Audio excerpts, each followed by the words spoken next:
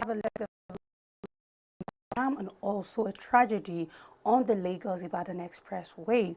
Welcome to Nigeria Today. This is what we are going to be discussing today on the show. I am Rachel Tanze and I have Patience Ajik with me. Hi, Patience. Hi, Rachel. Happy New Week. Yes, thank you. Happy New Week. How was the weekend? Fine, thank God. How was yours? It was also great. Yes, Thank you. Yes, and then we're starting the week seeing that JAMB have decided to introduce a home-based uploading of our O-level results. And I think that these are the kinds of educational development that we are looking forward to. You know, this is in line, okay, we want to be a digital country. And then we saw recently where WAEC is trying to move, you know, for CBT. And I know clearly we talked about it on this show, talking about, are we sure it's the right move in the right direction? Because it looks more drastic, you know, to see that, first of all, we are even struggling with the accessibility of education, and then you want to jump from that and then to it's just a big leap that it's going to be a problem. Now then we are seeing JAMB introducing this, and then more than anything, I know that growth is important, but we want to see significant accessible growth, because now that you're introducing this, you're not scrapping out the previous method or that, but then you are not introducing this now for people that will be able to have access to it. It's like now giving more options, and more than anything, these are the kind of things that we must come out and say, okay, you know what, kudos to JAMB. You know,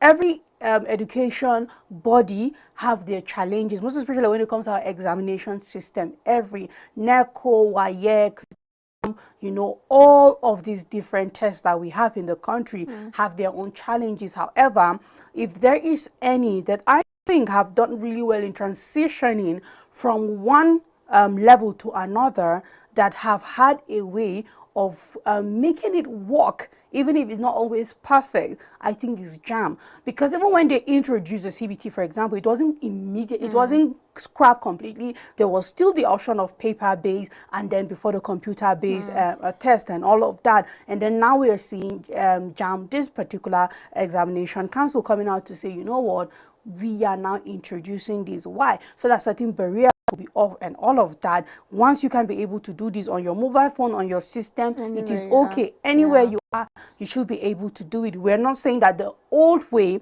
of doing it is no longer there, but we are making sure that it is easy, it's accessible, then it's faster. I think it's a win-win, both for students and both for JAMB, because there's a reason here is to make the process faster, yes, and easy. However, despite looking at the merit and saying, okay, this is great, and then the welcoming of the idea and also giving JAMB their kudos, their thumbs up rather, I would like to say that now more than anything, we need to see a system that is secured. We need to see a system that verifies. We need to see a system that doesn't allow forgery, doesn't allow some of, you know, the kind of illegal activities that we see. So as good as we have JAMB, you know, bringing this development, I do hope that we are going to see, you know, a system that first of all has everything that it takes, a program that has whatever it takes, that immediately somebody tries to upload something fishy, because people can get away with it.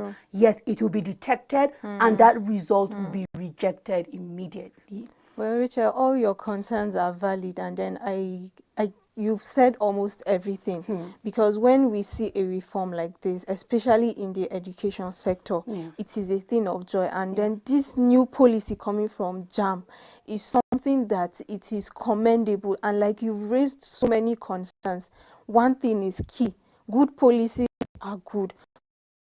Education is better. Because when we come up with policies, of the day we're not able to implement them, then it is a waste of time. We've had cases where you will go to JAMB office and there will be network issues, there will be crowd, there will be a lot of issues, and because it used to be manual, you see, it slows down the process. But because we are seeing a new reform like this, it means that JAMB is moving in the right step, and because of how technology has grown from one stage to the other, it's only right that we also key into that aspect. But another concern that I have is the fact that there are students or there are people that still do not have access to technology till date. So how is JAMB going to be able to close those barriers? Like you said, there are certain barriers that needs to be closed. And inaccessibility to technology is one of the biggest concerns for me. So when this policy is good, but let it be holistic. Let it not be that some certain levels, some certain quarters are not able to access it. Because at the end of the day, it is supposed to be for everybody. Let nobody be left out. Let everybody be carried along. And if we are saying that we are moving to this pattern, if we are using technology, then there should be monitoring. It shouldn't be that we come up with a policy and then it is just on paper. There won't be a body, or there won't be anybody to check where there's an excess or there are places of violation. Let it be that it is holistic. Let it be that the implementation is followed till the latter, and we will have more productivity, because this initiative is to be able to bridge the gap and be able to make everything easy and swift. When we have manual uploads, when we have the we are able to bridge the gap of technology, you see that they are able to upload the results faster. There won't be cases of duplication. There won't be cases of putting wrong results online. So these are literally things that they need to do and be able to make the whole process come to pass. Yes, patience. But we just have to emphasize on making that system. Not only have you hammered well on the issue of the accessibility for a lot of people, because I think when a development comes like this, everybody, as far as it concerns somebody, they should be able to have access to it. But I think for this beginning stage, that might be a challenge that definitely we know that not everybody will have access to it. So a lot of people will still have to go through, you know, the manual or the old way of doing it. However, another thing again that, you know, JAMB have to make sure the system does is this: the originality of the result. And why I'm still emphasizing on this, because I made mention of it earlier, is the fact that we know that it's not immediately after your O-level examination or your WAEC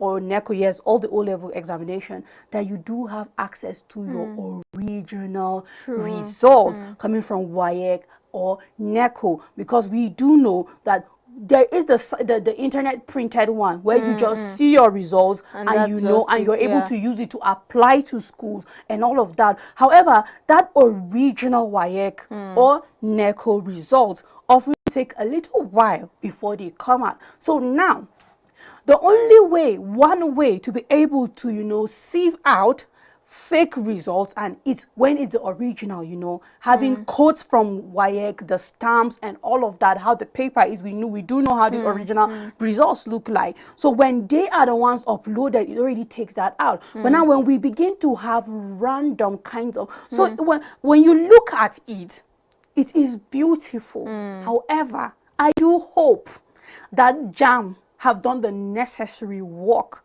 for this thing to be successful, for it not to be a flop, for it at the end of the day should not become a place for people to be able to forge, for people to be able to carry out all manner of things when it comes to our education. It's big, and I just hope that JAMB, as much as they have let the public know that it's still work in progress, that there's so much that needs to be done, and I hope that they are noting down all of these concerns and all of these, you know, measures that they need to put in place. Well, Rachel, your concerns are valid, and one of the things that, yes, JAMB should look into is the area of collaboration. Exactly. And since we've had cases, we've had the initiative of WAEC having CBT, it means that the process should be seamless, because this is like an integration, the JAMB and the WAEC. Yes. So it is for both bodies to stand up to their responsibility, to be able to collaborate, to bridge those gaps that you are raising, and be able to to make sure that we do not have duplicates, we do not have forgery of results and all the cases related to exam malpractices and all of those things. If they are able to do that, then I think the process will be very good. It will be very good. Now let's move on to what is always, let me not exaggerate, what often happens on the Lagos-Ibadan Expressway. And we've seen a lot of tragic events happening, and all are fatal, patients. Like, that is the saddest part about the reality of the commuters that are always plying this Lagos-Ibadan Expressway. And we've seen different kinds of, whether we see, you know, maybe it's a tanker explosion, or we see a container falling on vehicles. We see it. It's not pleasant to see. It's unimaginable. And also, if from pictures, if you see the side of this accident in particular, this recent one that claimed 7 lives and 2 people injured, all of them were men. And then the unfortunate part about it is, reports coming from the Federal Road Safety Corps is that it's most likely as a result of overspeeding. For years, patients, and I do not know, for years, speed have always been, in fact, the it number tops one the list of cases of accidents on our roads. Yes, it tops it. And the question is, when are we ever going to get to the point that speed will not be number one? If it stops being number one, it automatically means one thing, that the number of fatal road accidents are going to drastically drop. And what do we do about this as a people? Now, I know that we are behind technologically when it comes to things that are being deployed on the road, because I know in certain developed parts of the world, there are exactly, there's cameras, and there are also machines that read speed limit. So depending on where you want to, if you are moving in a residential area, you cannot go beyond 30 to 40 kilometers per hour. If you are moving on an express road within a metropolitan area, you cannot go beyond 60 kilometers per hour. And then for some places, when you're on the highway, that's when you can go as high as 80 to 100 kilometers per hour. And I know some, in the most part of 100 is still way too high. It's usually 80 kilometers per hour, except for exceptions in other places. I do not know. But for some of the little knowledge that I have concerning speed limits, and also certain transport companies do put speed limits in their vehicles, so that you just make sure, if you're the kind of traveler that want to get to Abuja in 3 hours, once you're traveling with these people, get there in 5 hours. And I know a lot of people don't want that. They prefer the fast way. And sometimes you can't even blame the drivers, because there are people who love the speed. If you drive slow as a driver, it's a problem. So we are continuing to see speed. And even for a place that struggles with congestion, that struggle with you know, a lot of hold up and traffic hold up and all of that, Ibadan expressway, you will still, patient, you will still see that people are dying as a result of speed. And it's truly sad and very unfortunate. And you can't just help but wonder, what are we going to do about this speeding that is taking a lot of people's life in this country? That is where the conversation should lead us to, like, beyond the figures, beyond the headlines. Why do we keep having this kind of accidents and losing lives? And especially for the Lagos-Ibadan Expressway, like, it is an accident-prone area. Weekly accident-prone area. Exactly. And when you look at the figures of accidents, like, it's really high. So it means that we should stop talking about, we should stop having conversations about what happened, the number of people that lost their lives. No, the conversation should shift to how we should prevent these things from reoccurring. And one of the causes of these accidents is speed limit, and it boils down to drivers' behavior. How many of these people, like you mentioned, how many of these drivers know that there are certain limits for express road, highway, and normal roads within the environments that we have? I've had my own fair share of experience when you are inside keke and the keke guy is speeding off, and you try to talk to them, that is when they will add to the speed. And like you said, there are cases where even the passengers are the ones that enable such characters. Yeah. So we still have a long way to go, and that is where the Federal Road Safety Corps comes in. What is the level of the rules that you apply, the road rules that you apply on in these people? How many of these people have been able to know that these are the rules, that if you violate, this is what will happen to you?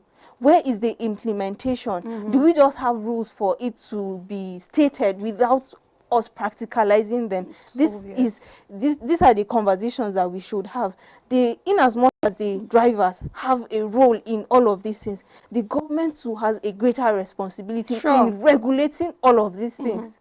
Because if you do not regulate them, everybody will behave. How many of these drivers go to a driving school? Let's start from there. How many of them have license? And then when you look at the Lagos-Ibadan Expressway, you see that there are tanker drivers, there are trucks, there are commercial drivers, and even private drivers. Yes. The road is jam-packed. What is the state of our roads in this country? These are the issues that should be addressed before we get to why we keep having reoccurring accidents on our highways. And even not on highways, we have accidents in our normal routes within the city. Yes. What are the government doing to reduce this? In fact, doing to take it away? Sometimes accidents can be inevitable, but the obvious ones, like these ones, are what the government needs to look into to be able to stop them from happening. Patients, accidents, yes, are inevitable because we are human, Yes. and there's always mistake. However, the fatal ones are always the one when it comes to speed. Because I've seen a lot of accidents where people are moving with a normal speed limit and the accident occurred, but no lives were lost. But when speed is involved, even an individual alone will have an accident and die. In where I live in my area, you know, before, from Friday to Sunday, every time I'm coming to work Monday morning, I'll see different types of lone accidents. And it's mostly in the night. It's mostly in the night and it's mostly speed. Somebody entering another person's face, the car burning down, and usually it's fatal because the people usually do die in those accidents. And it only tells what, because nobody hit them. They were all by themselves, speed, losing control, and it becomes worse because you are speeding beyond that. And I went as far as thinking, should we start having cars put automatically speed limit? You cannot go beyond. Maybe if we get to that point, especially technology, like you said, we need to advance. We need to grow as a country and be able, since the drivers do not want to change their behaviors, then the system should be able to help stop and such character, such habits on our highways. Because in as much as we do have bad roads, they are still not the #1 cause of accidents on the road. We are not sitting down and excusing our bad road. We have very, very bad roads. However, speed remains #1. So it means that even if we can sit down and say it is bad road tomorrow, even if we have all the perfect roads, as long as we continue to speed and drive as if we do not want to see the next day, we are going to die. I used to call some of them ghost riders. Yes. Like, why are you speeding? Where are you even going to? I witnessed that one time in my post-UTME. This driver was literally floating because of how he was speeding. It was already evening.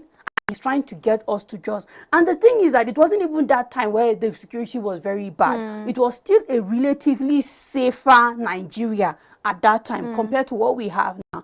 This man was literally floating, like you could literally see his tire not touching the ground. We in that vehicle, and we were all students and we were all young, all of us teenagers, we just went for post, and we were begging this driver, we want to that reach, is when they our family speed. wants us. We are all young. Some of us we went to the same secondary school, we just went to write exams, and we are trying to get back home, and we're like, please.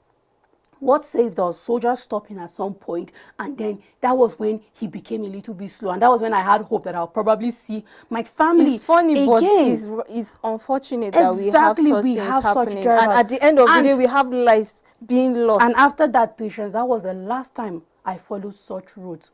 I would go to a transport agency, a transport company, that is and make sure that registered. it is the 5 hours for Abuja one I will follow, because I am not in a hurry. I don't want to reach my destination in 3 hours. Please, Sure. let's get there in 5 hours. It's all what that matters, Sure. and all of that. And then one other thing again, we need to applaud the Nigerian Road Safety Corps concerning is that there was quick response. Sure. And then although even if it's one thing to be there and present, and then it's one thing for you to be able to do anything, 7 already died on the spot. So the 2 that were being able to take to the hospital, still receiving treatment, we hope that they survive. Sure. But one thing is that they're able to respond in time. So if we can see that kind of improvement in our system, then it gives us hope. So if they're able to respond in time, I hope that we have EMTs there going, giving people treatment and all of that, so that in the future, that you're not only responding on time, but you're on time and able to save lives due to the presence of emergency response teams that will be able to treat people who did not die on the spot. Sure. Yes, patients, thank you for having this conversation. Thank you for having me, Rachel. Also to our viewer out there, thank you for joining us on Nigeria Today. Until we come your way tomorrow, same time, stay blessed.